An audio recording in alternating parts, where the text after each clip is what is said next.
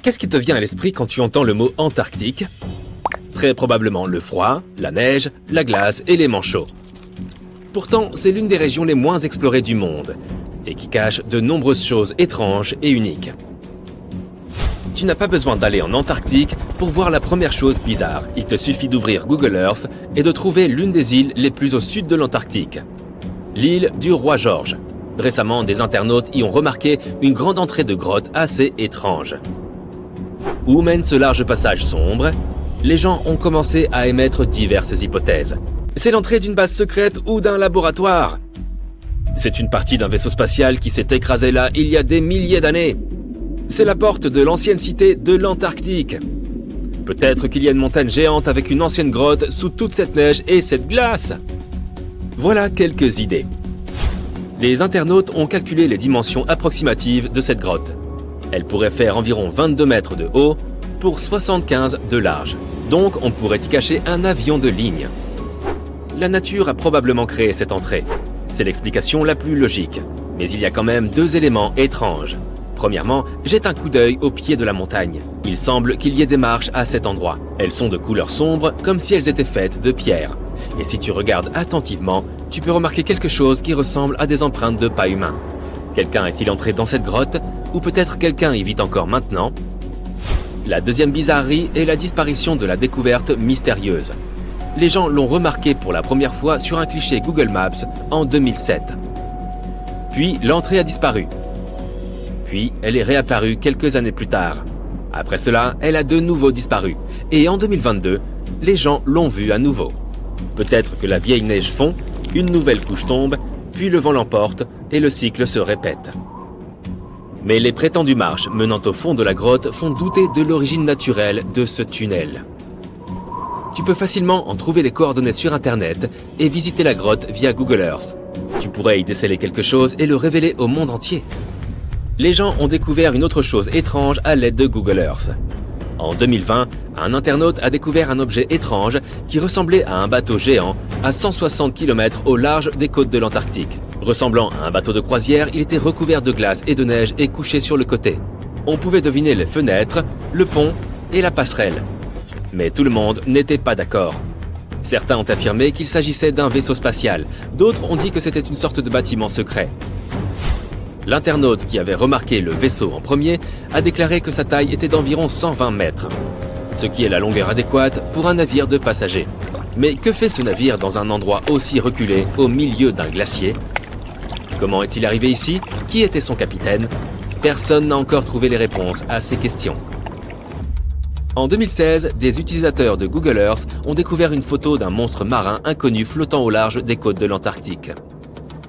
Cette créature ressemblait à un calmar géant d'une longueur d'environ 60 mètres, soit légèrement moins que 3 wagons de train. Imagine simplement ce kraken géant nageant dans les eaux sombres et glacées de l'Antarctique et entraînant au fond tout ce qu'il rencontre sur son passage. C'est peut-être le grand et terrible Chulu, ou bien l'un de ses rejetons. Tu remarqueras rapidement cette cascade rouge sang parmi les interminables paysages blancs éblouissants de l'Antarctique. Ne t'inquiète pas, ce n'est pas du sang. Depuis plusieurs siècles, cette cascade teinte la neige d'une couleur rouge vif. Le ruisseau coule tout droit d'un iceberg blanc. Regardons à l'intérieur et découvrons ce qu'il s'y passe. Il y a des millions d'années, il y avait un petit étang limpide. Mais un glacier s'est ensuite formé autour de lui. Une épaisse couche de glace et de neige a bloqué l'accès à la lumière du soleil, à la chaleur et à l'oxygène. Pendant des millénaires, le réservoir est resté dans ce vide froid. Mais à un moment donné, l'eau a creusé un trou dans la paroi glacée et s'est échappée. Lorsque cette eau salée entre en contact avec l'oxygène, elle devient immédiatement écarlate ou couleur rouille. L'Antarctique est le seul endroit où tu puisses trouver un phénomène naturel aussi unique. L'un des endroits les plus secs de la Terre se trouve en Antarctique. Et c'est l'un des déserts les plus dénués de vie au monde. Les vallées sèches de McMurdo. Dans ce désert, tu ne verras pas de soleil brûlant, de sable chaud ou de cactus. Techniquement, un désert désigne un endroit où il y a un manque de précipitation et de vie. Or, les vallées sèches de McMurdo correspondent parfaitement à ces paramètres. Mais cet endroit est aussi unique pour l'Antarctique car tu n'y trouveras pas de glacier. Malgré le gel, la glace ne peut pas se former dans le désert car il n'y a pas plu depuis des millions d'années. Il ne neige jamais non plus. Un fort vent descendant des montagnes atteint des vitesses allant jusqu'à 320 km/h. Il te serait difficile de rester debout là-bas. Le vent, chargé d'humidité, réchauffe et évapore tout le liquide et la neige du désert, en raison de sa vitesse élevée. Seul l'air sec atteint le sol. Toutefois, on y trouve plusieurs lacs. Et s'ils ne gèlent pas, c'est uniquement dû à leur forte salinité. L'eau est tellement salée que les formes de vie ne peuvent pas s'y développer. Mais les scientifiques ont trouvé des organismes microscopiques près des lacs. Il y a 20 millions d'années, l'Antarctique était rempli de marécages d'arbres et grouillé d'insectes et d'animaux. Mais aujourd'hui, il ressemble littéralement à la surface de Mars.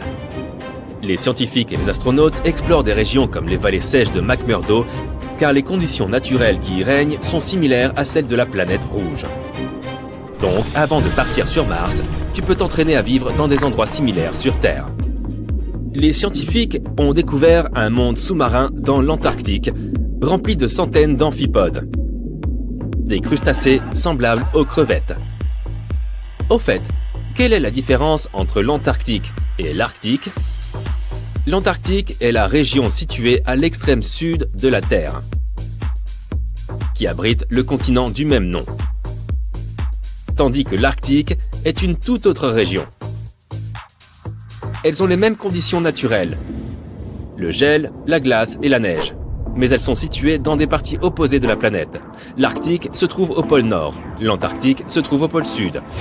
Maintenant, revenons à la découverte. Les scientifiques ont avancé des théories selon lesquelles la glace de l'Antarctique cache un vaste réseau de rivières et de lacs d'eau douce. Et en 2022, ils ont découvert un nouvel écosystème.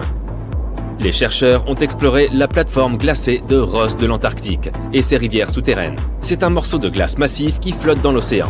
Une équipe néo-zélandaise a utilisé un appareil de forage spécial équipé d'une alimentation en eau chaude pour percer un trou de 500 mètres de profondeur, soit davantage que la hauteur de l'Empire State Building. Ensuite, ils y ont descendu des caméras vidéo et ont vu des milliers de crustacés nager dans différentes directions. Il semble donc qu'ils soient très peu organisés. Dans les eaux de l'Antarctique, tu peux aussi rencontrer certaines des créatures les plus effrayantes de la planète. Il s'agit des araignées de mer. Elles ont reçu ce nom car elles ressemblent à des araignées terrestres. Mais il s'agit en fait d'une espèce d'arthropode marin.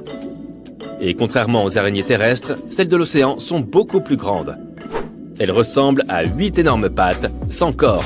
Une telle araignée peut avoir la largeur d'une assiette. Certaines d'entre elles n'ont pas d'yeux et ont des proboscises à la place des mâchoires. Les araignées de mer sont peu étudiées car elles vivent dans les eaux froides et profondes. L'Antarctique cache de nombreux animaux peu connus. Dans ces glaciers, il y a de longs tunnels qui mènent à des ténèbres effrayantes. Sur ce continent froid, les gens ont trouvé les restes de dinosaures géants et d'autres créatures anciennes, comme les ancêtres des canards modernes. De nombreux lacs et rivières souterrains cachent une faune inexplorée. Même la glace ici peut être bizarre. Regarde ces icebergs rayés. Ils ont des rayures bleues, noires, vertes et turquoises. La couleur dépend des conditions de l'eau pendant la congélation. Par exemple, les lignes vertes apparaissent à cause des algues. Les bleus se forment lorsque l'eau gèle trop rapidement. Bon, tout ça fait froid dans le dos. Il est grand temps d'aller se réchauffer. Que dirais-tu d'aller à Hawaï ? Lorsqu'on se figure une scène épique dans le désert, avec son soleil écrasant, ses dunes infinies et ses oasis presque surnaturelles, il est naturel d'imaginer le mythique Sahara, n'est-ce pas ?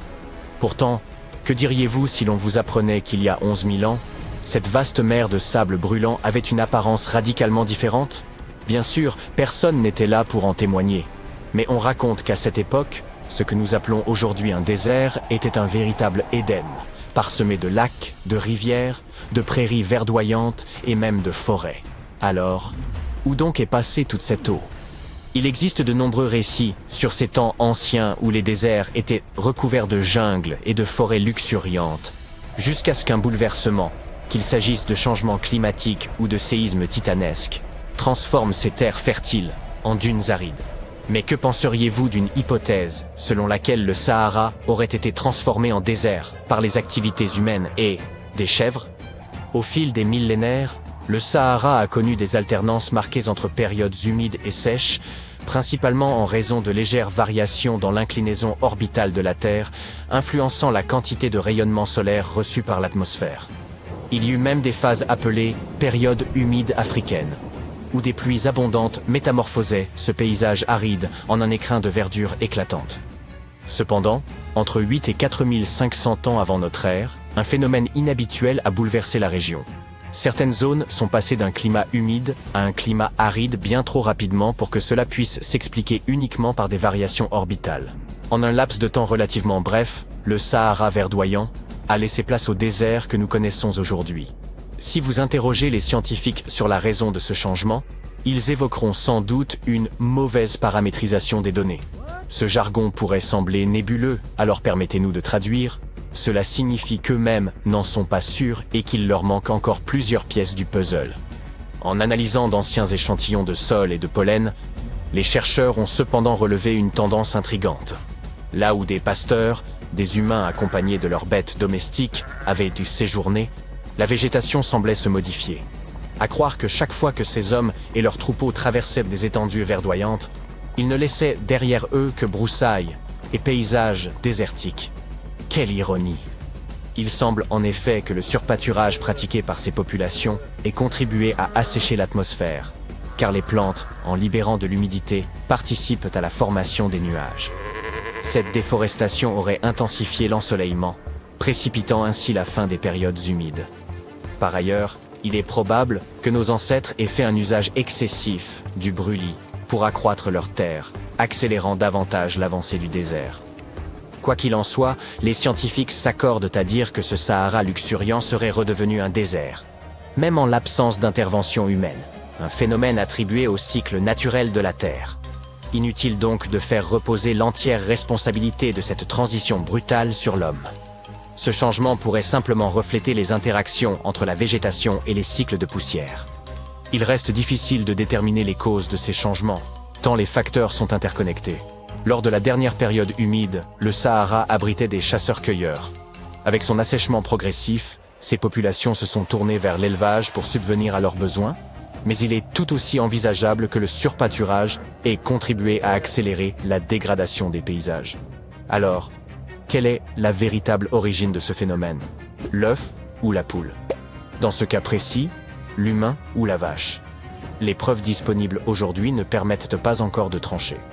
De nos jours, on peut affirmer que l'eau ne constitue plus un problème insurmontable dans le Sahara, malgré son immensité désertique et le fait que l'air des forêts verdoyantes soit révolu. La technologie offre des solutions inédites, comme le bassin de Nubie, le plus vaste réservoir d'eau souterraine au monde. Ce trésor hydraulique, situé sous la bordure orientale du désert, s'étend sur 4 pays du nord-est de l'Afrique, le Soudan, le Tchad, la Libye et l'Égypte. Il couvre environ 2 millions de kilomètres carrés et contient près de 150 000 kilomètres cubes d'eau souterraine. Il suffit de voir les infrastructures déployées lors de sa mise en œuvre. C'est le plus grand projet d'irrigation de la planète, rendant possible une vie prospère au cœur du Sahara. Mais imaginez vivre dans le Sahara avec une unique source d'eau. Cela paraît inconcevable, n'est-ce pas? Pourtant, les anciens Garamantes y sont parvenus, non seulement en survivant, mais en prospérant pendant près d'un millénaire, malgré l'absence de moussons ou de rivières alimentant leurs refuges désertiques. Ces ingénieux pionniers ont été les précurseurs de la vie urbaine au cœur des sables, au point d'attirer l'attention des Romains, qui ne pouvaient qu'admirer leur génie. Tandis que beaucoup les considéraient comme de simples nomades, les Garamantes bâtissaient un véritable empire sous l'un des climats les plus hostiles de la planète. Mais quel était leur secret? Ils ont fait preuve d'une remarquable ingéniosité en creusant un vaste réseau souterrain pour exploiter un aquifère de grès gigantesque. Ils extrayaient littéralement chaque goutte d'eau de la profondeur des dunes. Mais des études récentes révèlent que, bien qu'ils fussent laborieux et ingénieux, les Garamantes ont également bénéficié d'une bonne dose de chance. Les Garamantes disposèrent d'un aquifère souterrain qui acheminait l'eau jusqu'à une colline où ils mirent en place plus de 500 foggaras, des systèmes d'irrigation remarquables, certains s'étendant sur plus de 4 km. Ces dispositifs fonctionnaient comme une paille, permettant l'irrigation de leur culture pendant près d'un siècle, d'autant que de faibles précipitations suffisaient à recharger le système. Cependant, le manque de pluie finit par épuiser cet aquifère. Pour en exploiter à nouveau les ressources, il aurait fallu creuser davantage de tunnels et mobiliser un plus grand nombre d'ouvriers. Une tâche complexe dans un contexte marqué par des pénuries alimentaires et hydriques. Vous devinez sans doute ce qu'il advint des Garamantes dans de telles conditions. La disparition de la culture garamante semble liée à plusieurs facteurs. Les changements climatiques ont probablement joué un rôle, Mais il est également plausible qu'ils aient surexploité leurs réserves d'eau. À l'époque, le Sahara était une région fertile, grâce notamment aux ingénieux systèmes d'irrigation mis en place. Cependant, l'eau fossile étant une ressource non renouvelable, les nappes phréatiques s'asséchèrent progressivement, précipitant vraisemblablement le déclin de ce royaume dès la fin du 7e siècle. Ce déclin évoque l'histoire de quelqu'un qui remporte un énorme pactole, dilapide ses richesses et se retrouve à retourner à un quotidien bien moins enviable une fois ses économies épuisées. D'ailleurs, même si les Garamantes avaient laissé derrière eux quelques témoignages de leur sagesse, il est fort probable que nous ne parvenions jamais à en percer le sens. Nous ignorons la langue qu'ils utilisaient, et leurs textes demeurent à ce jour presque entièrement indéchiffrables. Revenons au Sahara vert. Ce désert s'est formé il y a environ 4500 ans, mais nous avons aujourd'hui un aperçu fascinant de la vie à cette époque grâce à des parcs naturels en Afrique. Ces lieux abritent une extraordinaire galerie d'art à ciel ouvert, avec plus de 15 000 peintures et gravures anciennes illustrant le quotidien des habitants d'il y a quelques 11 000 ans. Enfin, si les gravures ne suffisent pas et que vous souhaitez découvrir un véritable désert transformé en jardin fleuri, un voyage en Californie s'impose. Vous pourrez y observer l'un des plus beaux phénomènes naturels, la superfloraison. Imaginez une explosion de couleurs, orange, vert, rose, dans un désert aride après plusieurs années de pluie dans des zones habituellement sèches. Ce spectacle éblouissant, visible depuis l'espace, fait du désert un tableau vivant d'une rare beauté. Ce phénomène rare se manifeste également dans d'autres zones arides et déserts, notamment en Afrique de l'Ouest et australe, en Australie occidentale et au Chili. Ces régions, où les étés sont torrides et secs, bénéficient en hiver d'un air doux et humide, offrant un cadre parfait pour une floraison spectaculaire. Les graines de fleurs enfouies dans les sables du désert peuvent patienter pendant des décennies avant de germer. Lorsque le soleil brûlant élimine toutes les herbes et que des précipitations suffisantes viennent humidifier le sol, c'est comme si les graines décidaient que leur heure est venue. À ce moment-là, des centaines de milliers de touristes affluent pour immortaliser ces paysages et partager leurs clichés enchanteurs sur les réseaux sociaux. Hélas, cet afflux représente une menace sérieuse pour ces fleurs fragiles. Si vous visitez de tels sites, veillez à ne pas... Il existe des communautés entières de petits organismes inhabituels qui vivent dans les lagons en Patagonie. Et ils sont parmi les premières formes de vie jamais existantes. Personne ne les connaissait jusqu'à ce que deux scientifiques, Brian et Maria, aillent explorer certaines zones en Patagonie. La Patagonie occupe près de la moitié de l'Argentine, et peu de gens y vivent. Seulement quelques agriculteurs et éleveurs de moutons qui restent principalement près des rivières et cultivent des choses comme des pommes, des poires et de la luzerne. Il y a longtemps, c'était un endroit sauvage et lointain où vivaient des tribus indiennes. Par exemple, les Tehuelche. Mais cette fois, nous allons suivre les traces de formes de vie qui sont apparues bien avant les humains et regarder de plus près ces micro-organismes intéressants que Brian et Maria ont trouvés. Ces deux-là ont dû conduire pendant 9 heures sur des routes difficiles pour atteindre leur destination. Ils ont séjourné dans un petit village. Seulement 35 personnes y vivent. 6 Jane dépendent d'une seule source car il ne pleut presque jamais là-bas. Lors de la dernière nuit dans le village, Brian a réalisé que les images satellites qu'il avait prises montraient un ensemble de lagunes, qui n'étaient qu'à 16 km de distance. Le lendemain, la petite équipe a sauté dans une voiture et a remonté la route aussi loin qu'ils le pouvaient, jusqu'à ce que cela devienne trop difficile à conduire. Ils ont continué à randonner le reste du chemin. C'était difficile, car ils devaient porter de l'eau pour faire face au soleil intense. À certains endroits, ils ont fini par s'enfoncer jusqu'aux genoux dans une bouillie de sel. Là-haut, il y avait 12 lagons aux eaux parfaitement claires. Le lieu lui-même ne offrait pas grand-chose à part de l'eau très acide et salée et un soleil direct et intense. Mais c'était un peu comme un voyage dans le temps, car ces conditions ressemblaient à ce à quoi la Terre ressemblait il y a de nombreuses années. Lorsque Brian a examiné les lagunes, il a été surpris de voir de nombreux micro-organismes inhabituels là-bas. Nous les appelons, et ils sont si petits que nous ne pouvons même pas les voir sans un microscope. Mais ils se rassemblent et forment de grandes communautés. Dans le passé, de nombreuses espèces inhabituelles vivaient de cette façon. Par exemple, les cyanobactéries. Elles étaient importantes à leur époque parce qu'elles produisaient de l'oxygène. La Terre, à ses débuts, n'avait pas beaucoup de ce gaz dans son atmosphère. Les premières stromatolites pourraient avoir été formées par différents types de bactéries qui ne produisirent pas nécessairement d'oxygène, mais vivirent simplement leur vie paisible là-bas. Elles formèrent des couches, s'empilant les unes sur les autres, afin qu'au moins certaines d'entre elles puissent recevoir un peu de lumière solaire. Elles utilisaient du sable et des liquides collants pour rester proches les unes des autres. Brian était également incroyablement surpris car c'était l'un des plus grands stromatolites vivants qu'il ait jamais vus. Les stromatolites vivants poussent généralement jusqu'à plus de 1 mètre de haut. Mais ceux qui venaient d'être découverts étaient de 5 mètres de large et quelques pieds de haut, ce qui est gigantesque comparé à ceux vivant dans d'autres endroits. Et les fossiles étaient encore plus grands. Il y a longtemps, ils pouvaient devenir plus grands qu'aujourd'hui parce qu'il n'y avait pas beaucoup d'autres espèces qui pouvaient les manger ou leur nuire. De plus, il y a beaucoup d'autres organismes aujourd'hui qui peuvent se développer plus rapidement et de manière plus massive qu'eux et prendre leur place. C'est pourquoi les stromatolites ne peuvent survivre que dans de rares endroits où presque rien d'autre ne peut vivre. Comme dans ces lagunes très salées situées en haute altitude, plus de 3650 mètres, dans la puna de Atacama. Les stromatolites trouvés là-bas sont les plus célèbres, car ils pourraient être parmi les meilleurs exemples des premières formes de vie sur notre planète. Cependant, ils ne sont pas réellement la première forme de vie sur Terre.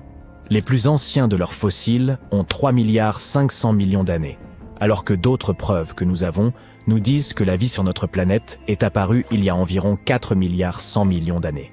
Peut-être que certains stromatolites vivaient aussi à cette époque. Mais la Terre a beaucoup changé depuis lors, et les endroits où ils auraient pu vivre n'ont pas survécu.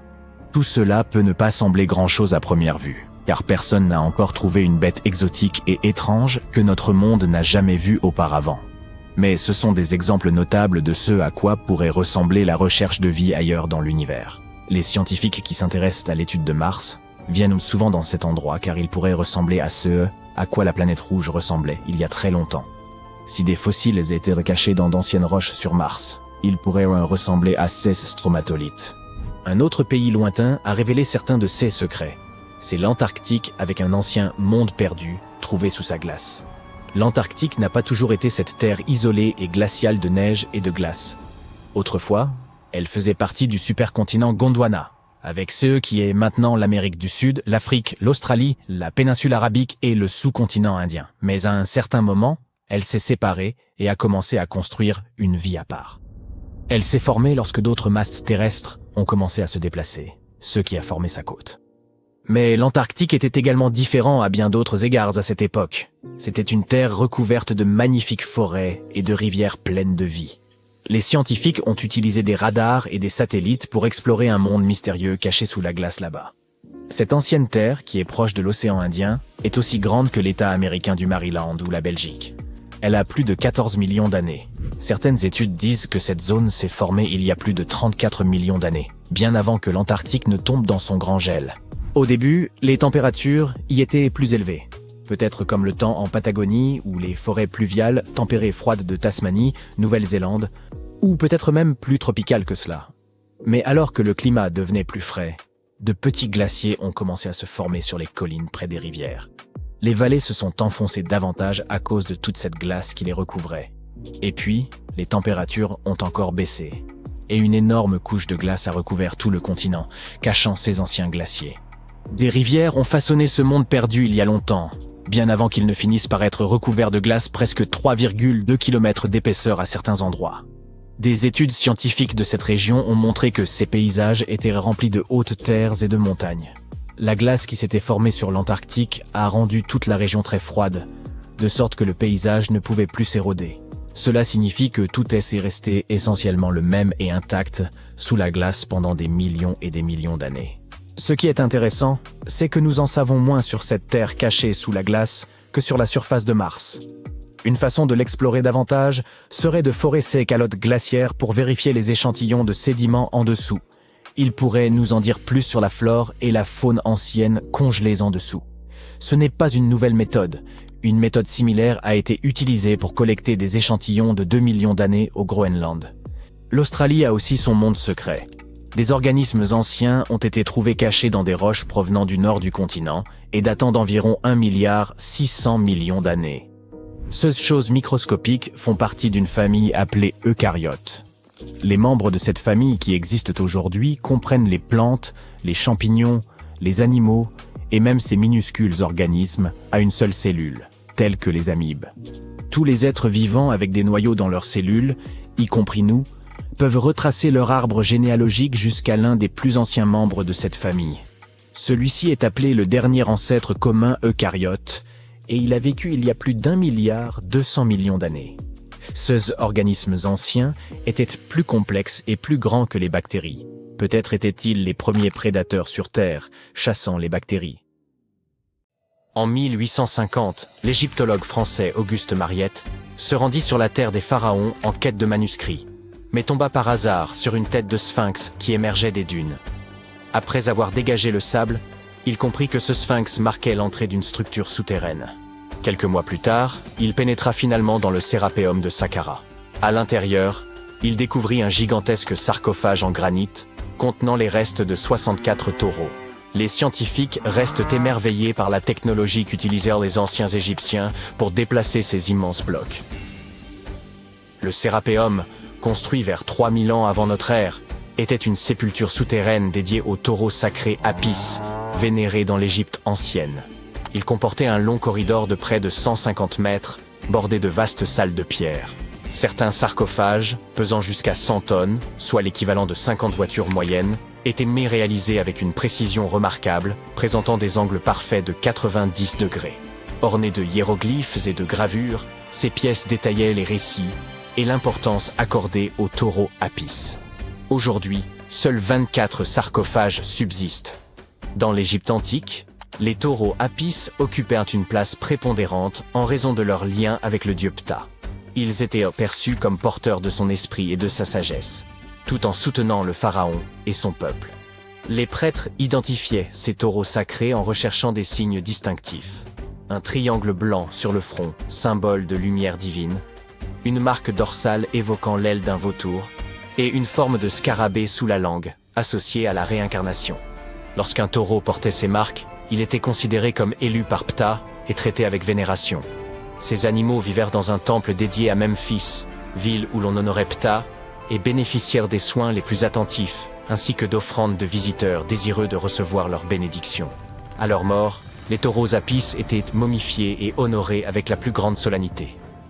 Lorsque Mariette pénétra dans le Sérapéum, il observa des traces de rouleaux sur le sol des galeries et découvrit 2 treuils horizontaux en bois, chacun muni de 8 leviers.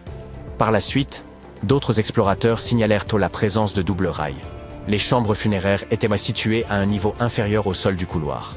Pour positionner les sarcophages, les ouvriers remplissèrent ces chambres de sable, permettant ainsi un déplacement en ligne droite.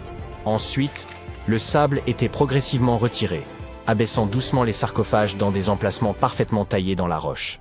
Une inscription en pierre trouvée dans le Sérapéum mentionnait qu'à l'époque de Ptolémée, en 247 avant notre ère, il fallait 28 jours pour placer un seul sarcophage avec son couvercle.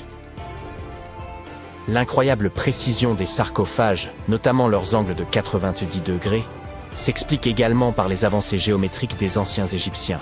Dès 1850 avant notre ère, ils rédigèrent des traités de géométrie, démontrant qu'ils connaissaient une valeur approximative de pi et savaient calculer le volume d'une pyramide tronquée. Ces compétences avancées en mathématiques expliquaient leur capacité, 5 siècles plus tard, à sculpter des surfaces parfaitement planes. Bien que tout cela puisse sembler logique, certains pointent des incohérences. La taille des sarcophages dépasse largement celle des taureaux, alors que les pharaons étaient inhumés dans de petits cercueils, à peine adaptés à leur corps. De plus, ces sarcophages, réalisés en granit avec une précision remarquable, auraient pu être fabriqués en calcaire, un matériau bien plus facile à travailler. Le transport de ces immenses sarcophages semble réalisable en théorie, mais reste complexe. Si une personne pouvait tirer environ 200 kilos, il aurait fallu au moins 250 personnes pour déplacer un seul sarcophage. Or, les tunnels du Sérapéum sont extrêmement étroits, excédant d'à peine 60 cm la largeur des sarcophages eux-mêmes. Il aurait été impossible que des centaines de personnes se serrent dans ces espaces confinés pour tirer les sarcophages. Et quand bien même, comment auraient-elles pu faire pivoter les blocs dans ces étroits couloirs, les abaisser dans leurs niches et les positionner parfaitement au centre? Pourtant, cela a été réalisé pas moins de 24 fois, chaque sarcophage étant impeccablement centré.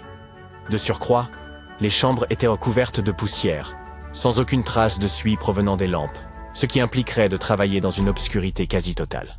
La fonction véritable de ces sarcophages pourrait toutefois avoir été différente. Bien avant l'ère des pharaons, les populations locales connaissaient déjà le processus de fermentation.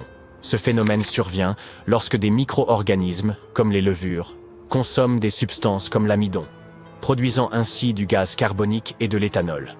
Il est donc possible qu'en Égypte ancienne, des aliments tels que l'orge, le pain ou même la viande aient été placés dans ces immenses coffres de pierre, puis scellés hermétiquement à l'aide de lourds couvercles. Ces sarcophages en granit, d'une précision remarquable, étaient pratiquement hermétiques, empêchant toute fuite. Lorsque la levure commençait à agir, elle générait progressivement du gaz carbonique, augmentant la pression interne. Les sarcophages, dotés d'une robustesse exceptionnelle, pouvaient supporter des pressions bien supérieures à celles des pneus de voiture.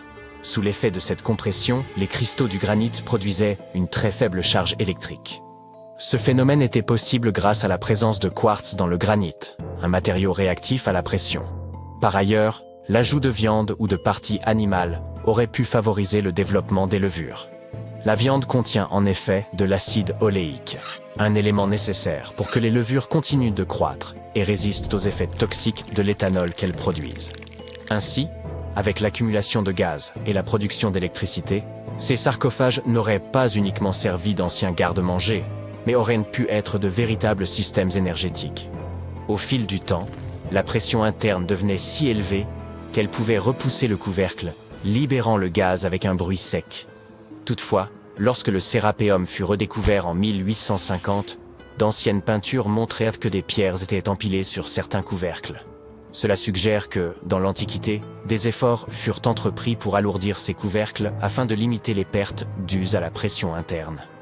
Ce poids additionnel permettait également aux cristaux de quartz du granit de continuer à générer davantage d'électricité sous l'effet de la pression.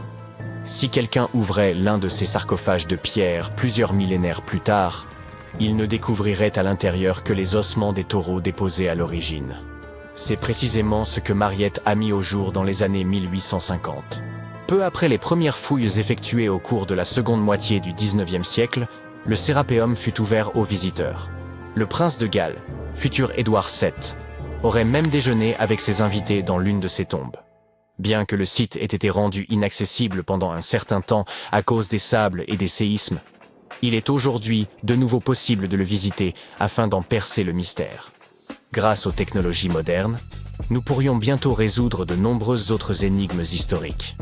Une équipe de scientifiques du musée Field d'Histoire naturelle de Chicago a récemment utilisé un scanner spécifique pour analyser des momies égyptiennes sans les déballer. Les chercheurs ont soigneusement transporté 26 momies sur des chariots adaptés jusqu'au parking où se trouvait le scanner. Celui-ci a pris des milliers de clichés radiographiques détaillés de chaque momie et de leur cercueil. En regroupant toutes ces images, ils ont pu créer des modèles 3D révélant l'intérieur des momies, y compris les squelettes et certains artefacts. Ces images devraient permettre aux archéologues de mieux comprendre les pratiques funéraires égyptiennes, remontant à plus de 3000 ans. Bien que la phase de numérisation ait été réalisée en seulement 4 jours, l'analyse complète des données pourrait prendre jusqu'à 3 ans. Les chercheurs ont néanmoins déjà pu découvrir quelques détails personnels sur certaines momies. L'une des figures momifiées les plus célèbres du musée est Shennet Aa, une aristocrate ayant vécu dans l'Égypte ancienne il y a environ 3000 ans. Elle serait décédée à la fin de sa trentaine ou au début de sa quarantaine. Les embaumeurs avaient inséré du rembourrage dans son cou pour éviter qu'il ne s'affaisse, garantissant ainsi que son corps demeure intact à travers les âges. Ils avaient également placé des yeux artificiels dans ses orbites afin qu'elle conserve une apparence complète dans l'au-delà. Elle avait...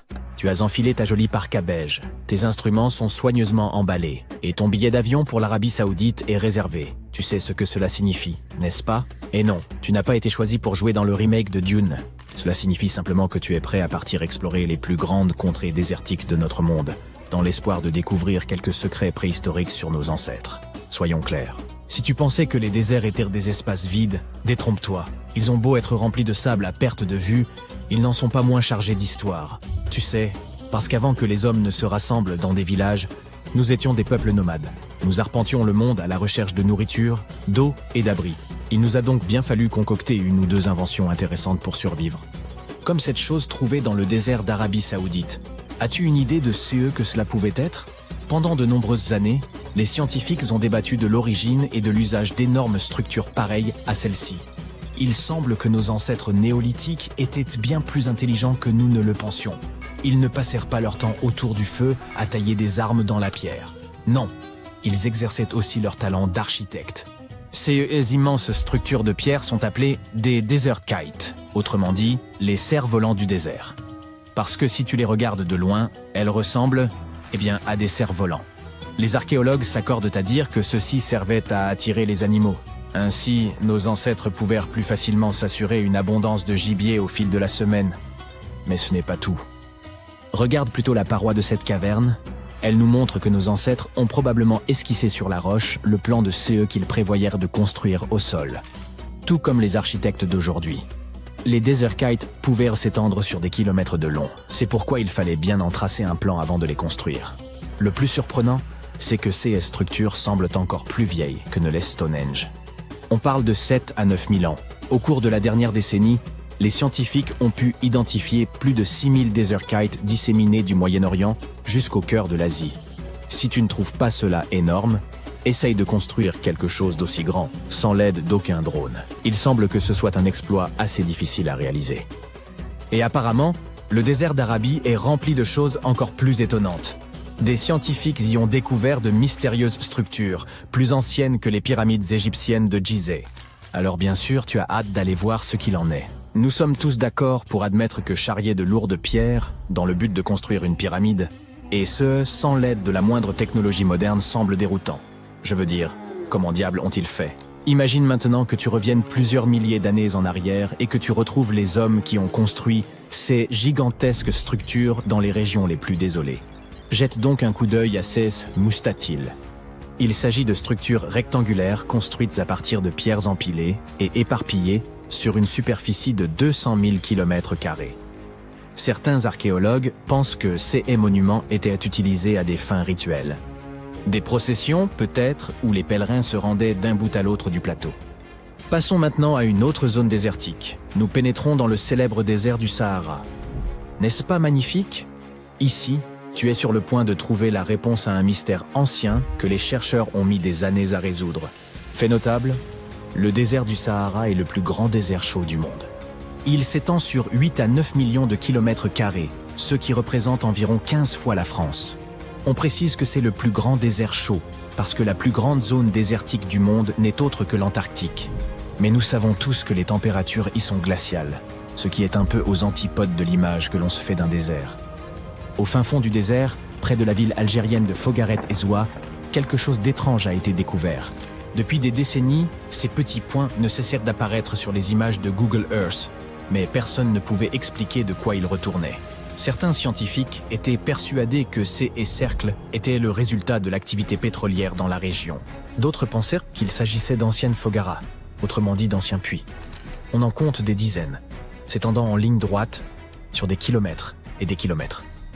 Mais ce qui est étrange, c'est qu'elles sont toujours très éloignées de toute ville, de toute route ou de toute activité humaine en général. Quelle était, ou quelle est peut-être encore, leur raison d'être? Si tu devais deviner, qu'en dirais-tu? Tu te souviens que nous avons parlé du fait que nos ancêtres avaient dû faire preuve d'ingéniosité pour survivre en plein désert. Essayons de nous mettre à leur place pendant 1 minute. Imagine que tu sois un chasseur-cueilleur nomade vivant dans une région aride. Tu passes tes journées à te protéger tant bien que mal du soleil brûlant, en essayant de compter tous les grains de sable qui t'entourent.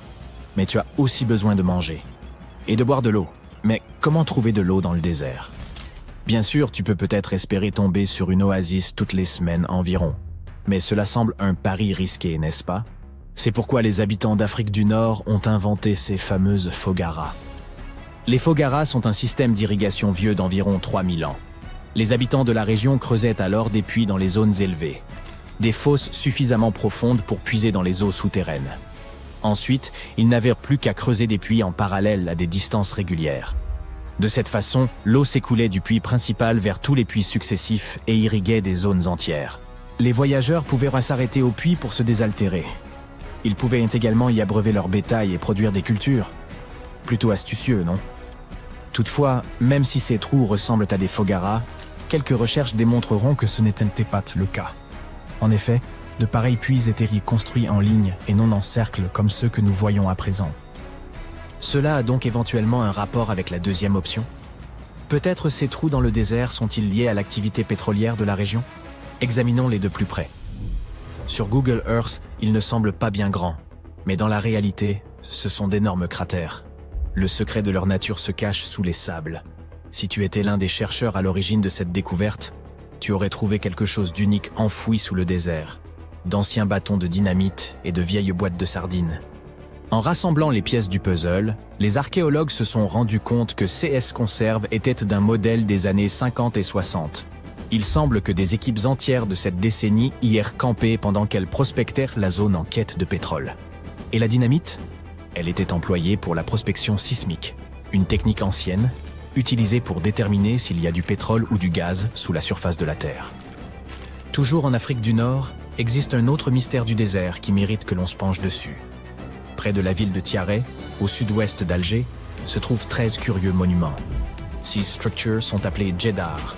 Et oui, difficile de s'empêcher d'y voir une référence à Star Wars. Elles ont une forme pyramidale et, d'après ce que les chercheurs en savent, elles servaient d'ultime demeure aux souverains de la région. Peux-tu deviner de quel peuple il s'agit? Ce sont vraisemblablement les Berbères.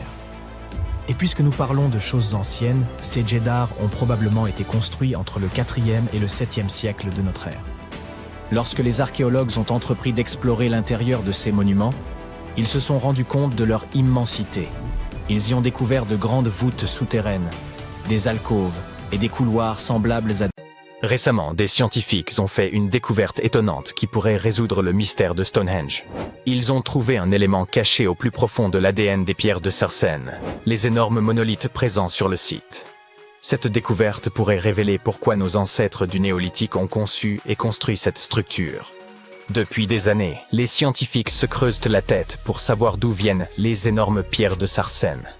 Pendant longtemps, ils ont cru qu'elles provenaient d'une carrière située à 25 km du site, connue sous le nom de Marlborough Downs. Sur ce site, ils ont trouvé des minéraux similaires à ceux qui composent les pierres de Sarsène. Mais en réalité, les choses sont plus complexes qu'on ne le pensait. Notre compréhension de la construction de Stonehenge est en constante évolution. Les scientifiques doivent littéralement remonter le temps pour percer ces mystères. D'où viennent les pierres? Comment ont-elles été transportées? Pourquoi le site a-t-il été construit? Le site de Stonehenge, situé dans la plaine de Salisbury en Angleterre, est constitué de deux grands types de pierres. Il y a les pierres de Sarsène, très lourdes, et les pierres bleues, plus petites et plus légères. Les pierres de Sarsène pèsent chacune environ 25 tonnes. Cela équivaut à 3 éléphants d'Afrique. La pierre de Sarsène la plus lourde, appelée Hillstone, pèse à elle seule 30 tonnes. Ensemble, les pierres de Sarsène forment le cercle extérieur de la structure. À l'intérieur de ce cercle, vous trouverez les pierres bleues. Leur nom est peut-être un peu trompeur, car elles ne sont pas vraiment bleues. Elles ont une teinte bleutée lorsqu'elles viennent d'être cassées, d'où leur nom. Ces petites pierres proviennent probablement des collines de Presley, dans le sud-ouest du pays de Galles, à environ 240 km de Stonehenge. Elles sont un peu plus légères que les pierres de Sarsène, mais restent assez lourdes. La pierre de l'autel, classée parmi les pierres bleues, est la plus lourde d'entre elles, avec un poids d'environ 6 tonnes. Son emplacement d'origine n'est pas encore connu. Pour déterminer l'origine d'une pierre, les scientifiques doivent d'abord étudier sa composition. Pour cela, ils vérifient l'ADN de la roche. Ensuite, ils recoupent la structure de la pierre avec les minéraux présents dans le sol pour voir s'il y a concordance. La plupart des pierres de Sarsène que nous voyons dans le sud de l'Angleterre sont en fait constituées d'un type de grès connu sous le nom de silcrète. Il s'agit d'un sable durci par les eaux souterraines pendant des millions d'années. Ce processus est principalement produit au cours d'une période appelée le Paléogène, il y a quelques 65 à 23 millions d'années. Ces pierres de Sarsène ne se sont pas formées en une seule grande plaque, mais par parcelles, comme si la nature avait créé de petits jardins de pierres un peu partout. Les scientifiques expliquent que les pierres de Sarsène se sont répandues de manière aléatoire, souvent dans des zones isolées. Au fil du temps, nombre d'entre elles ont été enfouies sous des couches d'argile et de craie, ce qui a contribué à leur préservation. Lorsque les bâtisseurs de l'Antiquité se sont mis en quête de matériaux, ces pierres leur ont probablement semblé parfaites pour la construction d'une structure aussi impressionnante que Stonehenge. En fait, on a utilisé des pierres de sarcène dans toutes sortes d'ouvrages, des villas romaines aux églises médiévales en passant par les bordures de routes et les murs de culture. On pourrait dire que ces pierres étaient le matériau de prédilection des bâtisseurs de l'Antiquité et qu'elles ont continué à être populaires même à l'époque moderne. Ce fait a amené les scientifiques à se demander si toutes les pierres de sarcène, utilisées pour construire Stonehenge, ne provenaient pas du même endroit. Ils ont identifié des sites dans tout le Royaume-Uni, dans des régions telles que l'Oxfordshire et le Kent. Après des centaines d'années d'études, les géologues disposent enfin du type de technologie appropriée pour déterminer l'origine des pierres. J'aimerais pouvoir vous dire qu'il s'agit d'un lieu tenu secret, très éloigné du site. Mais il s'est avéré que les pierres de sarcène proviennent en réalité de West Woods, une forêt située tout près de Stonehenge. Un nouveau facteur est entré en jeu lorsque des fouilles ont mis au jour des trous de pierre, indiquant qu'au moins 6 piliers de pierre bleue avaient été retirés dans les collines de Preseli, sur le site de Waunmain, au cours de la préhistoire. Il y avait là un cercle de pierre, et l'on pense que certaines des roches de Stonehenge ont été récupérées dans ce cercle plus ancien. Si cela est vrai, il se pourrait que Stonehenge fasse partie d'un ensemble beaucoup plus vaste de sites anciens. Si c'est bien le cas, Stonehenge ne serait que la cerise sur le gâteau d'un projet de plus grande envergure. Un peu comme la pièce maîtresse d'un paysage de monuments, de monticules, de cercles de pierre et d'autres choses très impressionnantes. C'est la raison pour laquelle les scientifiques veulent absolument savoir d'où viennent les pierres. Cela pourrait permettre de comprendre pourquoi et comment Stonehenge a été construit. Stonehenge n'est pas apparu du jour au lendemain. Il a été construit en plusieurs étapes sur des centaines d'années. Il ne s'agissait probablement pas de l'œuvre d'une seule personne, mais d'un grand projet communautaire qui a évolué au fil du temps. Chaque génération de bâtisseurs a apporté ses propres idées, créant une structure qui allait durer des siècles. La première étape remonte à environ 3100 ans avant notre ère. Un fossé circulaire a été creusé et quelques pierres bleues ont été installées, formant une sorte d'anneau de départ. Plus tard, ils ont ajouté les pierres de sarcène et ont même surmonté certaines d'entre elles de pierres horizontales afin de former ces fameuses arches que vous voyez aujourd'hui. Ce qu'on appelle les trilithes. Ces bâtisseurs de l'Antiquité avaient bien des défis à relever. Comment déplaçaient-ils les pierres? Une vieille théorie, connue sous le nom de route de glace, suggère que les pierres ont été déplacées sur des chemins naturels et glacés au cours de plusieurs hivers. Ils auraient ainsi simplement fait glisser les pierres jusqu'à Stonehenge. Mais nous parlons là d'une distance de plus de 160 km, c'est donc assez invraisemblable. Quoi qu'il en soit, cette théorie a été démentie, parce qu'il faisait plus chaud à l'époque qu'aujourd'hui. Il y a aussi la théorie de la rivière. Les pierres auraient été transportées par voie d'eau depuis leur lieu d'extraction jusqu'au site. Mais les pierres de sarcène sont beaucoup trop lourdes pour cela. Cette théorie a donc également été abandonnée. En clair, personne ne sait comment les pierres ont été déplacées. Les recherches menées à Stonehenge ont dévoilé un autre élément scientifique intéressant.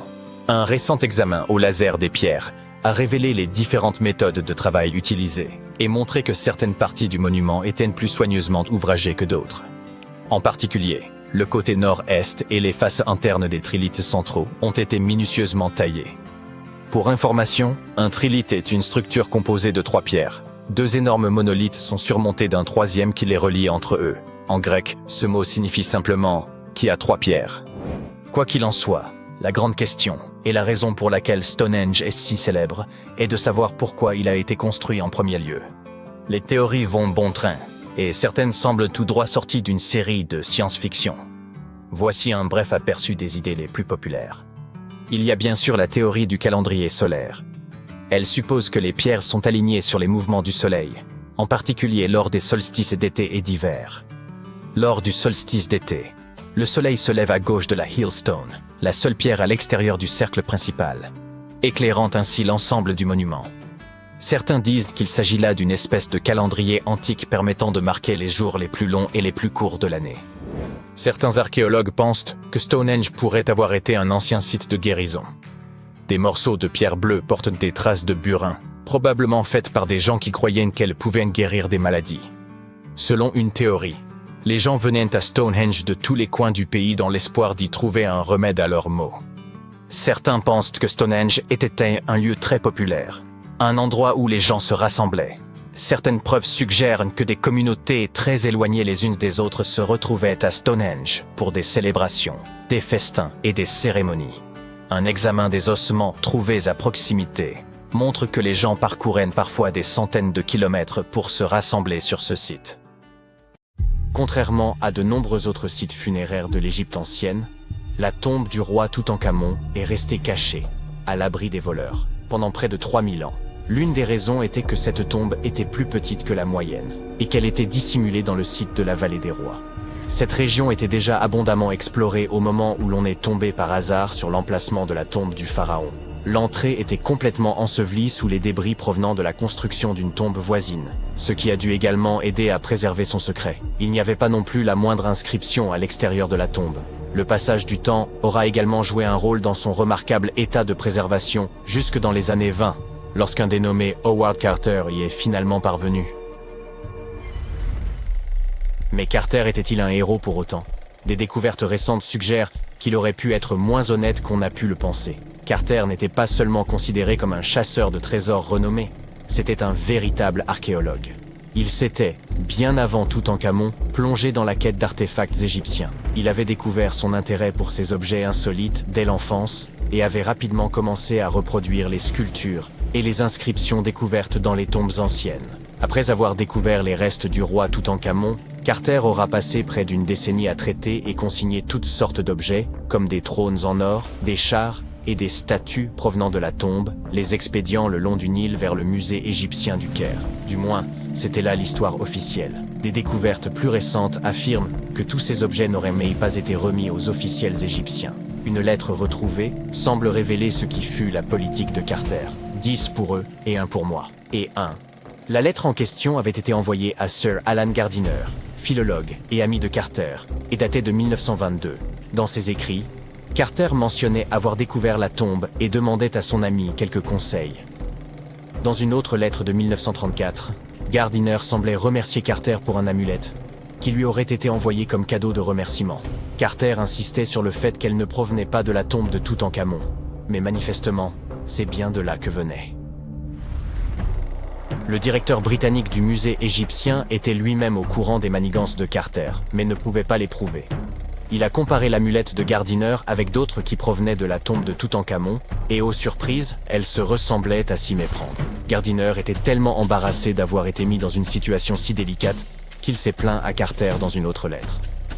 En bon ami, Gardiner a préféré ne pas jeter l'opprobre sur le célèbre archéologue. À la place, il a conseillé à Carter de restituer ses objets volés au Caire, tout comme il vous conseillerait de donner un coup de pouce à cette vidéo et de vous abonner à la chaîne pour plus de vidéos incroyables sur les secrets les plus pharaoniques de l'histoire.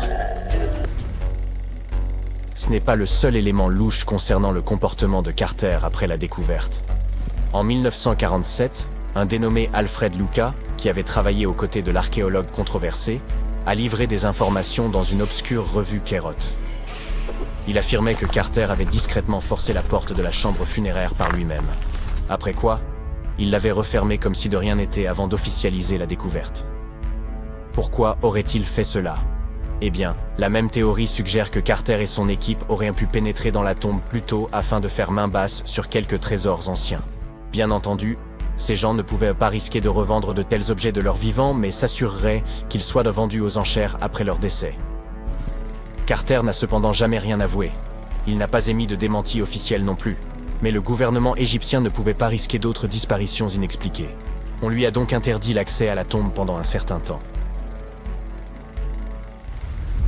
Certains ont associé ces disparitions à la malédiction du roi Toutankhamon.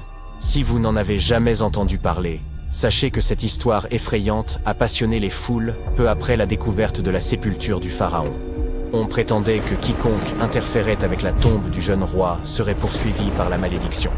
Ce n'est pas aussi spectaculaire qu'une momie se lançant après vous, mais il se murmure que tous ceux qui ont perturbé la demeure de Toutankhamon ont rencontré des fins aussi mystérieuses que prématurées. Le décès le plus remarquable lié à cette prétendue malédiction est celui de George Herbert, le 5e comte de Carnarvon.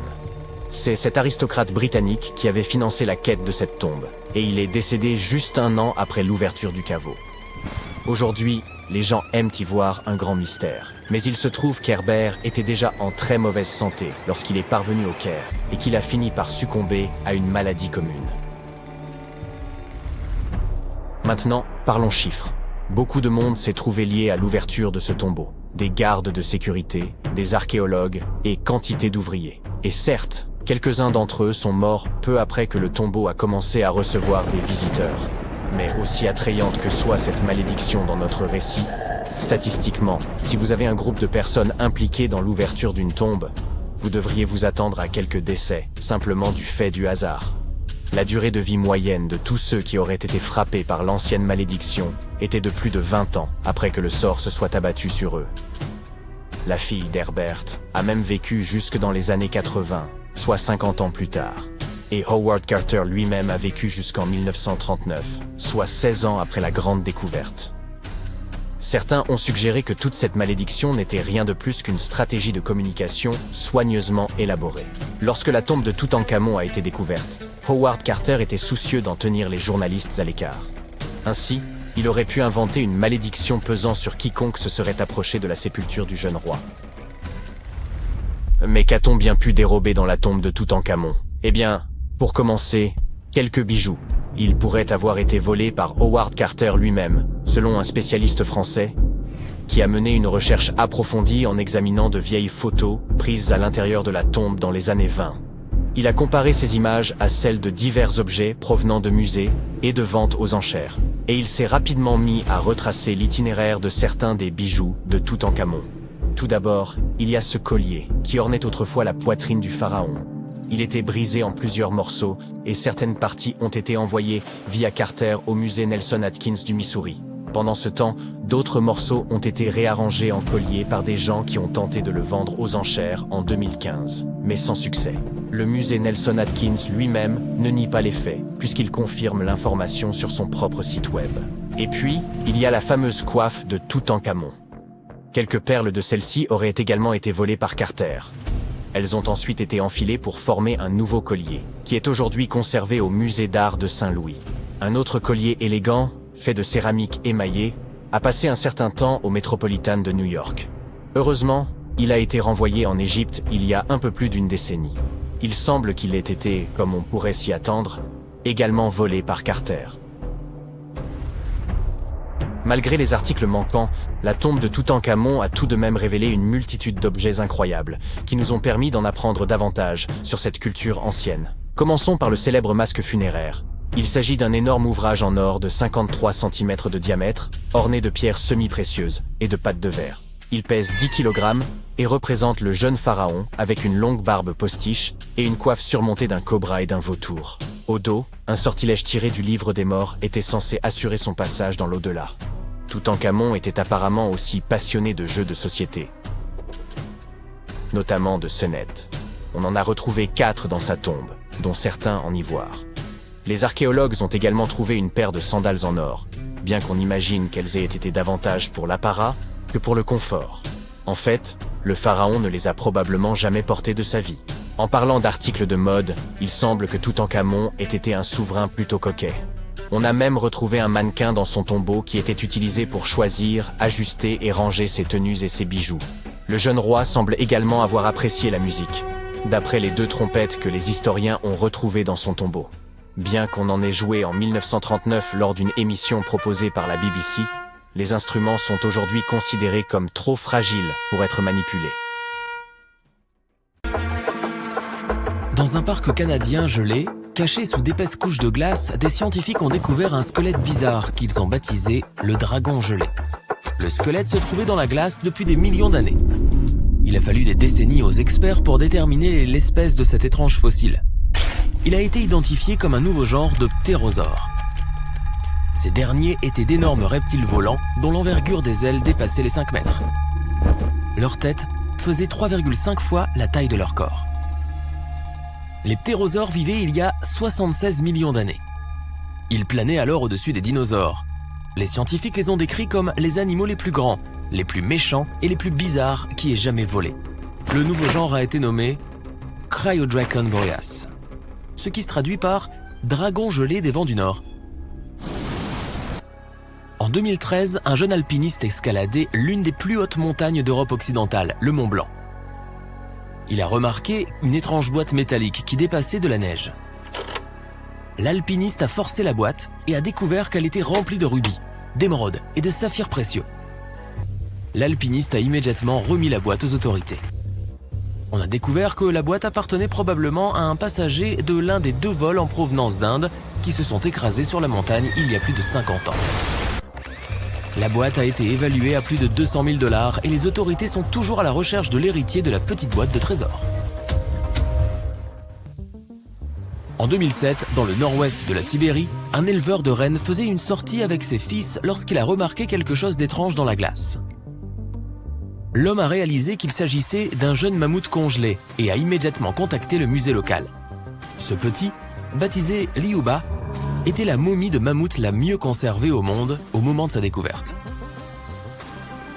Liuba était dans la glace depuis 41 800 ans et est âgé d'environ 30-35 jours. Du tronc à la queue, ce bébé mammouth mesure à peu près la même taille qu'un gros veau.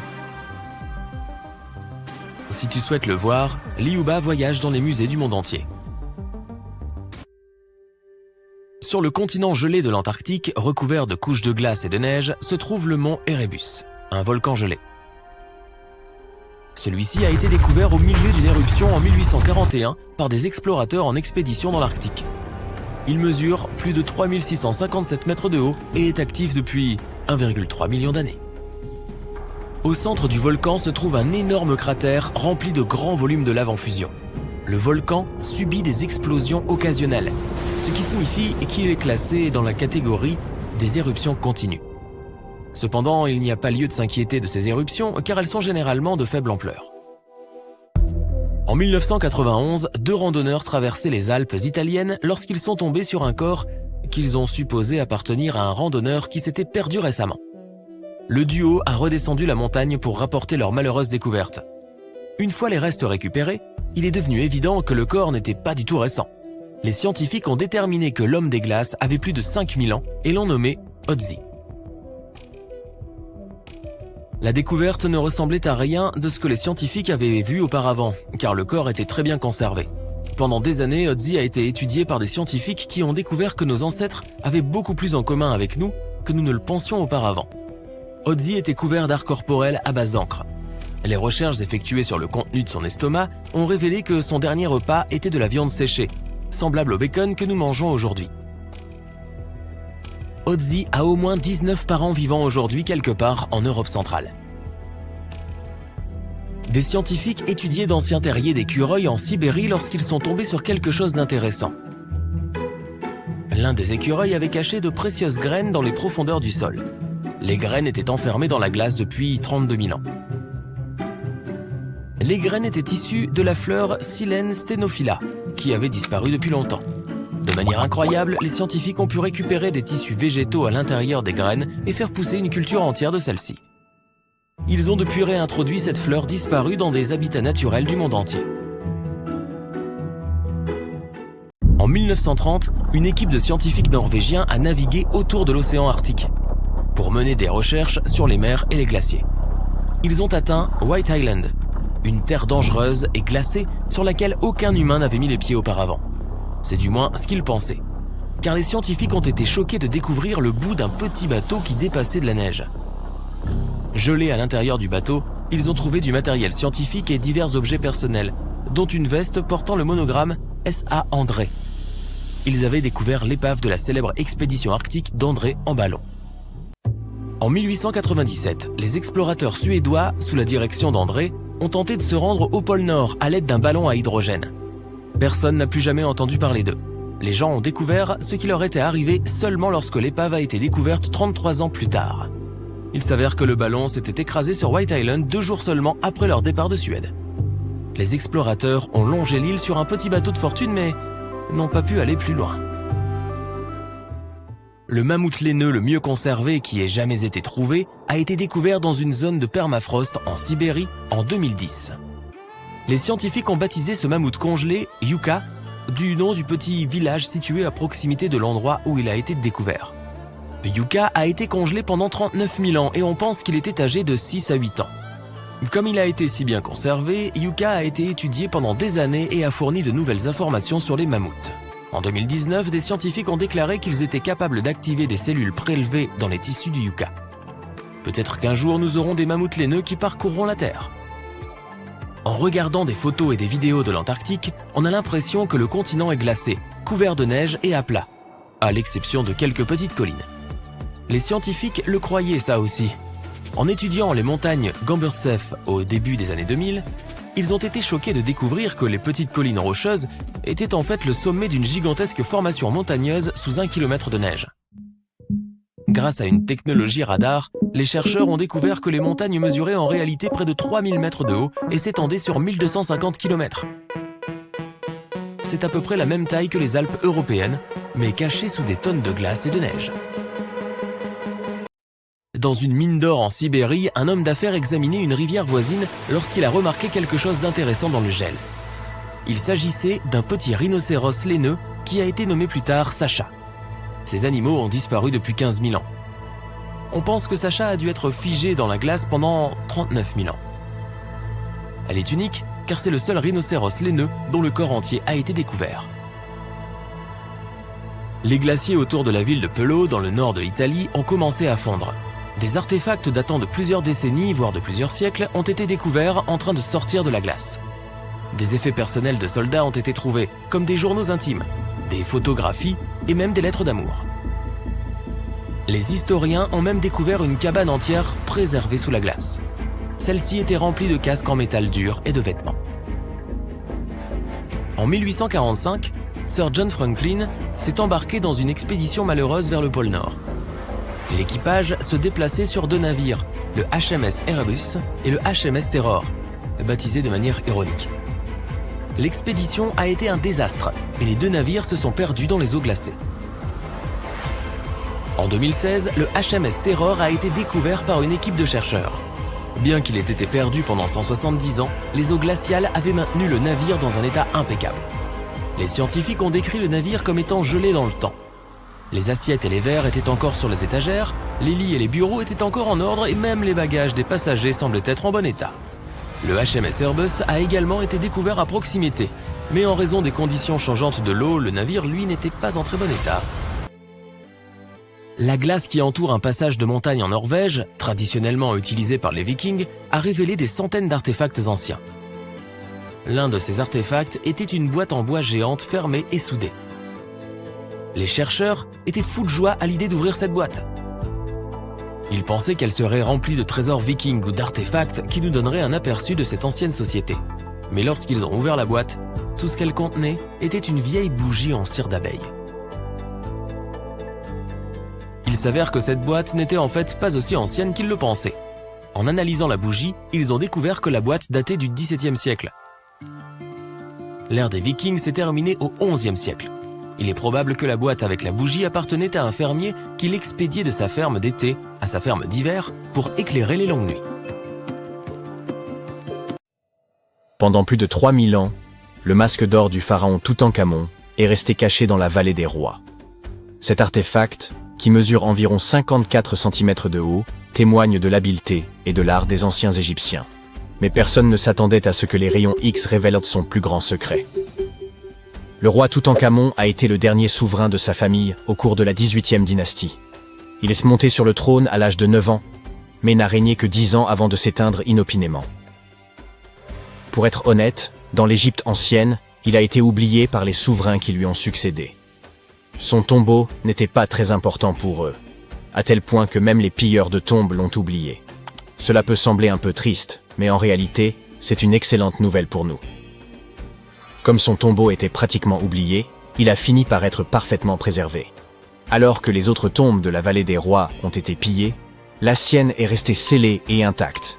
Ainsi, lorsqu'elle a été découverte en 1922, elle contenait plus de 5000 objets précieux. Cela a fait de Toutankhamon une célébrité instantanée et l'un des pharaons les plus connus de notre époque. Parmi ces trésors se trouvait la pièce la plus étonnante, son masque d'or. Ce masque est censé être l'image exacte du visage du roi, ou du moins était-il censé l'être, mais nous y reviendrons plus tard. Le but de cette représentation exacte de son visage était de s'assurer que son âme le reconnaîtrait dans l'au-delà et reviendrait dans son corps momifié. Selon les anciennes croyances égyptiennes, cela lui permettrait de continuer à vivre dans l'au-delà. Le masque semblait avoir été incroyablement difficile à réaliser.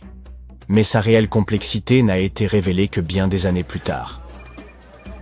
Les premières radiographies du masque ont été réalisées en 1967. À l'époque, ces scans étaient menés principalement motivés par des raisons pratiques. La conservation. Le masque partait pour une exposition à Paris. C'était la première fois qu'il quittait l'Égypte. Ces images permettraient de constater les éventuels changements survenus au cours de l'exposition. En outre, elles pouvaient donner des indications sur la manière dont le masque avait été fabriqué. Mais à l'époque, on ne se rendait sans doute pas bien compte de la complexité de sa construction. Les orfèvres égyptiens n'utilisaient pas les techniques de soudure modernes. Alors, comment ont-ils fabriqué ce masque ? De nouvelles radiographies effectuées en 2007 nous ont apporté quelques réponses. Il s'avère que les Égyptiens n'utilisaient pas d'or pur, qui est de 24 carats. Le masque était en fait réalisé en or 23 carats, c'est-à-dire mélangé à un autre matériau. Les spécialistes ont ainsi découvert que ces feuilles d'or contenaient une petite quantité de cuivre, un métal rouge-brun. Cette opération visait probablement à rendre le matériau plus souple et plus facile à façonner. Il modelait ensuite les feuilles d'or en les chauffant et en les martelant à plusieurs reprises. Mais le masque renferme un autre secret qui n'a été découvert qu'en 2015. L'année précédente, le personnel du musée égyptien du Caire préparait l'exposition du masque lorsque sa longue barbe fut accidentellement arrachée. Selon un autre scénario, la barbe se serait détachée au fil du temps et serait tombée toute seule. Quoi qu'il en soit, le fait que la barbe du roi Toutankhamon se soit détachée a causé beaucoup de tension. Après tout, il s'agit de l'une des plus grandes attractions touristiques du Caire, et les experts devaient donc régler le problème très rapidement. Le processus de restauration a commencé par un relevé détaillé de l'état du masque. Pour ce faire, ils ont dû effectuer un scan tridimensionnel complet de l'artefact. Et par hasard, ils ont trouvé quelque chose de très intéressant à l'intérieur. Dans la barbe royale se trouve un tube en or, une structure intrigante que les Égyptiens ont probablement utilisée pour attacher la barbe au reste du masque. Cela prouve une fois de plus que le processus de fabrication de ce masque était encore plus complexe que ne le pensaient les experts. Mais les mystères ne s'arrêtent pas là. Vous vous souvenez que nous avons dit que le masque était censé représenter parfaitement le visage du roi Toutankhamon ? Ce n'est peut-être pas tout à fait vrai. Certaines théories populaires suggèrent que le masque n'a jamais été conçu pour lui, et qu'il a été fabriqué pour quelqu'un d'autre. Une étude publiée en 2015 suggère qu'il aurait initialement été confectionné pour une femme pharaon, sa belle-mère supposée, la célèbre et magnifique reine égyptienne Néfertiti. L'indice le plus probant provient d'une inscription sur le masque. À première vue, elle semble bien se référer à Toutankhamon, mais après un examen approfondi, les chercheurs ont remarqué que quelque chose d'autre avait été écrit sous le nom du roi. Le cachet du nom royal semble avoir été modifié. À l'origine, il portait une inscription que l'on a traduite par « Reine Néfertiti ». Une autre caractéristique du masque d'or de Toutankhamon, passé inaperçu pendant des années, ajoute encore au mystère. Comme nous l'avons déjà mentionné, les experts pensent que les pharaons qui lui ont succédé ne le respectaient pas beaucoup. Les oreilles percées sur le masque sont l'un des indices qui ont amené les archéologues à cette conclusion. Certains chercheurs pensent que le roi Toutankhamon n'aurait pas porté de boucle d'oreille après son enfance. Ainsi, selon leur théorie, lorsqu'il est décédé à l'âge de 18 ans, il n'aurait pas dû être représenté avec les oreilles percées. Cela pourrait également confirmer l'idée que le masque appartenait à l'origine à Néfertiti, ou peut-être à quelqu'un qui n'était même pas lié au roi Toutankhamon. Mais le masque n'est pas la seule source de mystère. En fait, sa tombe entière est truffée d'énigmes. Récemment, des historiens ont découvert un indice indiquant que l'endroit où le roi Toutankhamon était censé être enterré avait été changé à la dernière minute. Pendant des années, les experts se sont demandé pourquoi un pharaon qui a régné pendant 9 ans avait fini dans une tombe aussi simple. Comparé à la grandeur des tombes d'autres pharaons, sa tombe semble un peu ordinaire. L'idée qu'un roi comme Toutankhamon puisse avoir un lieu de repos aussi banal ne correspond pas au pouvoir et à l'importance qu'il devait avoir dans l'Égypte ancienne. Alors, que s'est-il passé ? Apparemment, cela pourrait avoir un rapport avec son successeur, le pharaon Haï. Après la mort du roi Toutankhamon, les chercheurs pensent que Haï a fait en sorte de l'effacer de l'histoire de l'Égypte.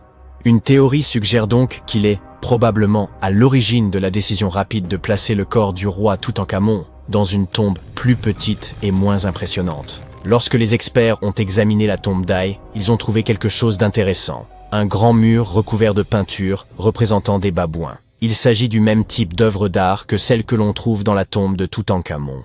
Il semble que ce soit la même personne qui ait choisi les œuvres d'art pour les deux tombes. La conception et la décoration des deux tombes sont presque identiques, ce qui suggère qu'une main commune les a réalisées. Mais il y a une différence essentielle. La tombe d'Ai est digne d'un roi. Elle est beaucoup plus grande et plus somptueuse, même si le style et les œuvres d'art sont similaires à ceux du tombeau de Toutankhamon. Cette théorie suggère donc qu'Ai aurait décidé du contenu des deux sépultures. Comme Toutankhamon est décédé subitement à un jeune âge, son grand tombeau n'a pas été achevé à temps. Habituellement, les pharaons entreprenaient la construction de leur tombe de leur vivant, afin de s'assurer que tout soit parfait. Mais Toutankhamon est décédé alors qu'il n'avait que 18 ans, et le temps lui a donc manqué. Et a peut-être profité de la situation pour commander une tombe plus petite pour Toutankhamon et garder la plus grande pour lui. Les experts pensent que cette théorie expliquerait pourquoi la tombe de Toutankhamon est si simple et comment Ai a réussi à effacer sa mémoire de l'histoire si facilement. En fin de compte, l'histoire du masque et du tombeau du roi Toutankhamon est empreinte de mystère et d'intrigue. Chaque nouvelle découverte jette un peu plus de lumière sur ce qui s'est réellement passé il y a tant d'années. Mais une chose est sûre, l'Égypte ancienne a encore bien des secrets à nous livrer. Et le roi Toutankhamon continuera de fasciner les hommes dans les années à venir. Remontons le temps jusqu'aux premiers jours de l'histoire de l'humanité, à l'époque où nos ancêtres vivaient en tribus nomades. Songe un instant à ce que devait être la vie pour ceux qui souffraient d'une déficience visuelle. Pour ceux qui avaient la chance de n'avoir que des problèmes de vue bénins, ils pouvaient probablement se déplacer sans trop de difficultés. Mais pour ceux qui souffraient de graves problèmes de vue, les défis étaient quasi insurmontables. Leur productivité et leur utilité pour la tribu pouvaient être grandement compromises, ce qui pouvait conduire à leur exclusion. Au fur et à mesure que nous nous sommes établis et avons formé des communautés, la façon dont nous nous traitions mutuellement a commencé à évoluer, et nous avons commencé à considérer ces personnes souffrant de graves problèmes de vue avec un peu plus de gentillesse et d'empathie. Toutefois, sans les connaissances scientifiques dont nous disposons aujourd'hui, les moyens de leur venir en aide étaient très limités. Avant l'apparition des lunettes, les gens souffrant de problèmes de vue mineurs, comme la myopie, n'étaient probablement pas très affectés. Même si leur déficience visuelle pouvait rendre plus difficiles certaines tâches, comme la chasse ou l'identification d'une menace, ces individus pouvaient tout de même contribuer à la survie de leur tribu, et étaient donc généralement acceptés par leurs pairs. Au fil du temps, à mesure que leur vue se détériorait, nombreux sont ceux qui ont appris à s'adapter. Le déclin progressif de leur vue sur plusieurs années n'était peut-être même pas perceptible, si bien qu'elles ont pu développer des mécanismes d'adaptation, comme le fait de s'appuyer davantage sur leurs autres sens. Il convient également de noter qu'une vision nette et précise n'était pas aussi essentielle à l'époque qu'elle ne l'est aujourd'hui. Pendant la grande partie de notre histoire, les taux d'alphabétisation ont été très faibles, souvent de l'ordre de 20% tout au plus, et une formation académique n'était pas essentielle à la plupart des emplois. Par conséquent, les problèmes de vue n'affectaient pas nécessairement la capacité d'un individu à travailler ou à apprendre. La plupart des gens n'étaient pas censés effectuer de tâches nécessitant une vue exceptionnelle. Ils pouvaient donc s'en sortir tant qu'ils étaient en mesure d'accomplir leurs tâches, qui prenaient souvent la forme d'un travail physique. Cela peut sembler dur selon les normes d'aujourd'hui, mais si ta vue était suffisamment bonne pour travailler, mettons, dans un champ, tu pouvais au moins t'assurer une source de subsistance et un revenu. Avance rapide jusqu'au XIIIe siècle, lorsque le premier éclat de ce que nous appellerions plus tard des lunettes a commencé à poindre. Ces premières versions des lunettes n'étaient fondamentalement que des loupes, qui ne servaient qu'à faciliter la lecture. Au fil des siècles, celles-ci sont devenues plus complexes, et elles ont commencé à ressembler à ce que nous connaissons aujourd'hui aux alentours des XVIIe et XVIIIe siècles. Maintenant, penchons-nous un peu sur l'histoire fascinante des lunettes. Leur perfectionnement aura pris plusieurs siècles, jalonné de nombreux visionnaires et de leurs idées novatrices. Toutefois, le mystère de l'inventeur des lunettes apportées reste encore entier. Nous savons que nos anciens conquérants, les Romains, ont été les premiers à percer la magie du verre et de son pouvoir d'agrandissement de textes minuscules, donnant ainsi naissance aux premières loupes. Au XIIIe siècle, en Italie, nous rencontrons les premières lunettes portatives de l'histoire. Il s'agissait de lentilles rudimentaires, fabriquées par d'habiles souffleurs de verre, insérées dans des montures de bois, de cuir ou parfois même en cornes d'animal et maintenues contre le visage ou en équilibre sur le nez. À mesure que la technologie s'est améliorée au cours de la Renaissance, ces dispositifs sont devenus plus courants. Comment savons-nous que ces lunettes ont existé? Eh bien, grâce à l'art. Les peintures du début de la Renaissance représentent parfois des érudits avec des montures à main ou des besicles juchés sur le nez. Sur la base de tests de vision rudimentaires, les souffleurs de verre italiens ont su façonner des verres de différentes épaisseurs. En raison de leur popularité croissante, ces lunettes ont commencé à quitter l'Italie pour s'étendre au reste de l'Europe, devenant un accessoire de luxe accessible à ceux qui pouvaient se l'offrir. Compte tenu de l'importance accordée au savoir à la Renaissance, les lunettes sont devenues un signe de prouesse intellectuelle et de richesse. Pendant un certain temps, il a semblé que la technologie des lunettes avait atteint un plafond. Ce n'est qu'au XVIIe siècle que l'on a assisté à un véritable bond en avant, lorsque les lunettes ont permis de garder les mains libres, grâce à l'introduction de branches qui s'étendaient au-dessus des oreilles. L'un des exemples les plus remarquables de ces lunettes modernes sont les fameuses Martin's Margins, conçues par l'inventeur Benjamin Martin. Aujourd'hui, ces lunettes sont très recherchées par les collectionneurs, mais elles ont été pionnières dans la quête de verres plus précis et plus fins, soutenues par des montures robustes. Une fois que les lunettes sont devenues intra-auriculaires, leur évolution a semblé s'accélérer. Même Benjamin Franklin a contribué à ce développement, en inventant le verre à double foyer, une solution astucieuse pour ceux qui devaient jongler avec des problèmes de vision de près comme de loin. Il a ingénieusement découpé 2 lentilles et les a couplées en une seule monture. À la même époque, les lunettes en ciseaux ont gagné en popularité. Il s'agissait essentiellement de lunettes de poche, pliables comme une paire de ciseaux et parfaites pour les moments où l'on avait besoin de jeter un coup d'œil rapide sur quelque chose d'important. Certains messieurs n'étaient guère enthousiastes à l'idée de porter des lunettes en permanence, et ces lunettes compactes présentaient donc une solution idéale. À l'aube du XIXe siècle, les lunettes étaient encore fabriquées à la main et n'étaient pas accessibles à tous. Mais eu égard à la révolution industrielle qui s'annonçait, la production en masse de montures et de verres se profilait déjà à l'horizon, facilitant la correction de la vue pour les travailleurs acharnés. Le début du XVIIIe siècle a également vu l'introduction de verres cylindriques uniques, conçus pour corriger l'astigmatisme. Au cours du XXe siècle, les lunettes ont commencé à passer du statut de nécessité oculaire à celui d'accessoire de mode. Un large éventail de montures de formes, de matériaux et de couleurs différents a commencé à inonder le marché, permettant aux porteurs de choisir des lunettes adaptées à la forme de leur visage, à la couleur de leurs yeux, ou même à leur tenue vestimentaire. Theodore Roosevelt, par exemple, portait des lunettes sans branches qui restaient en place grâce à un pince-nez. Bien qu'elles soient tombées en désuétude en raison de leur aspect digne du siècle dernier, ces lunettes faisaient fureur à l'époque. Ce qui a vraiment changé la donne, c'est l'avènement de plastique robuste. Les montures n'avaient plus besoin d'être en bois, en métal ou en corne. Ce plastique pouvait être moulé dans un vaste assortiment de formes et de tailles. C'est également au XXe siècle que l'on assiste à l'essor des lunettes de soleil. Si l'idée est née en Asie au XIIe siècle, elles étaient à l'origine destinées à masquer l'expression des juges, et non à améliorer la vision ou à protéger du soleil. Plusieurs fabricants ont joué avec des verres colorés, mais pas pour des raisons de protection. Très vite, cependant, les lunettes de soleil teintées sont devenues populaires, en raison de la sensibilité à la lumière due à certaines conditions médicales.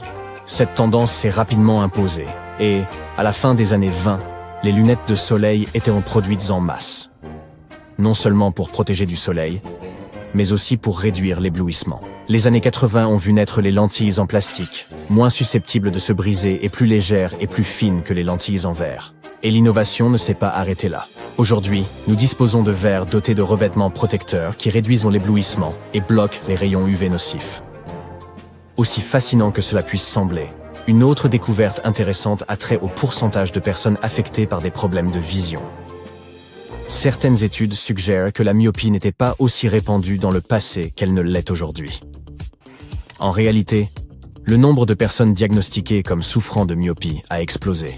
Les projections indiquent même que d'ici à 250 ans, une personne sur 2 sur la planète pourrait être myope. Une étude particulière a mis en lumière le fait que la myopie touche aujourd'hui 2 fois plus d'enfants que dans les années 60. Dans certaines régions d'Asie, la situation est encore plus accentuée. Alors que les médecins et les chercheurs du monde entier tentent de comprendre la cause profonde de ce problème, certains le qualifient d'épidémie.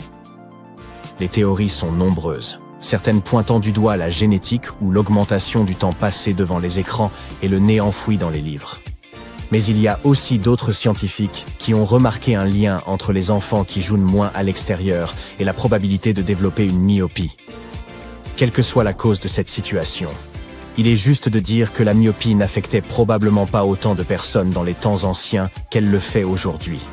L'invention relativement récente des lunettes pour la myopie laisse penser que ce n'était pas un problème aussi pressant dans le passé. Peut-être les gens ont-ils trouvé des moyens d'adapter leur mode de vie pour mieux gérer leur myopie.